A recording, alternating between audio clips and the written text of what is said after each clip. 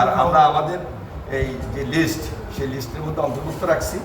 হ্যাঁ, আর এই চোখে এই আর্থিক টাকাটা বাকিটা আমরা তারেক রহমান সাহেব আমাদেরকে পাঠাইছে। আমরা বিএনপি পরিবার একটা সেল করছি, এই সেলের পক্ষ থেকে আমরা তোমাদের পাশে আছি, থাকবো যতটুকু পারি এখন বর্তমানে এবং ভবিষ্যতে আমাদের দায়িত্ব থেকে আমরা সর্বোচ্চ কাজটা করব।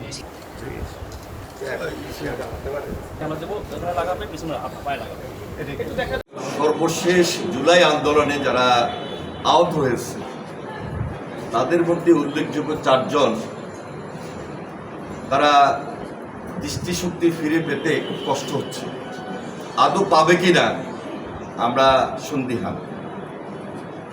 এমত অবস্থায় ওদের খুব যৎসামান্য যে চিকিৎসা হয়েছে তারা কোনোভাবেই খুশি না। তাদের মধ্যে যথেষ্ট ক্ষোভ কষ্ট আমরা দেখতে পেলাম এবং আমরাও উপলব্ধি করেছি।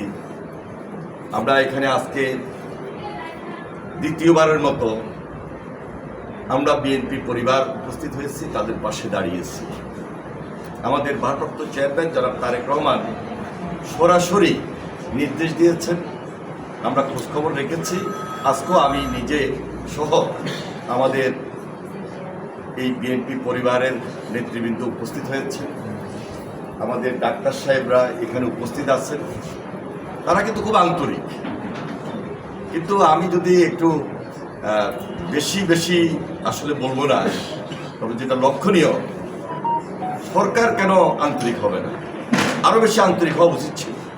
দায়িত্ব নেওয়া দরকার ছিল।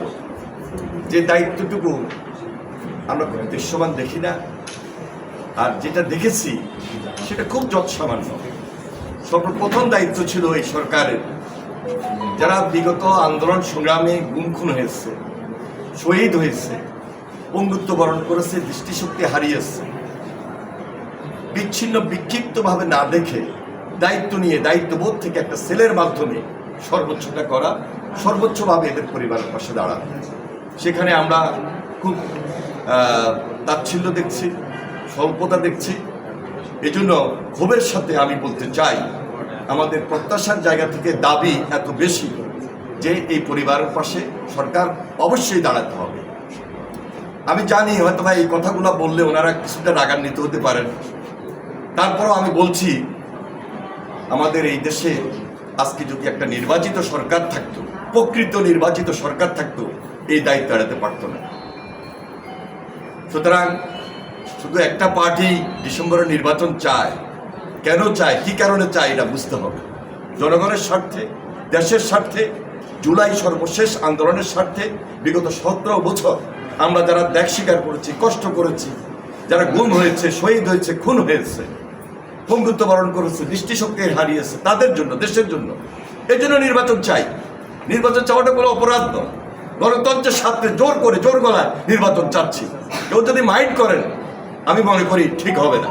তাই আমাদের এই পর্যায় থেকে আমাদের যেটা দাবি, গতকালকেও বলেছি, আজকেও বলছি, যে সবাই মিলে আমরা ফ্যাসিবাদের বিরুদ্ধে লড়েছি, আগামী দিনেও লড়বো, কিন্তু গণতন্ত্রের ভিতকে শক্তিশালী রাখবো জনাব তারেক রহমানের নেতৃত্বে, জনাব বেগম খালেদা জিয়ার নেতৃত্বে। ধন্যবাদ সবাই।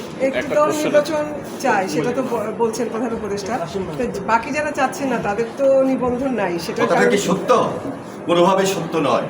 আমরা যারা ফ্যাসিবাদ বিরোধী আন্দোলন করেছি, আমরা যারা যুগপৎ আন্দোলন করেছি, সবাই মিলে আজকে দেশের গণতন্ত্রের স্বার্থে আমরা এই প্রস্তাবটি দিয়েছি এবং সরকারের কাছে আমরা তুলে ধরেছি। আমরা বলেছি যে দ্রুততম সময়ের মধ্যে হাসিনার বিচার দৃশ্যমান করা উচিত।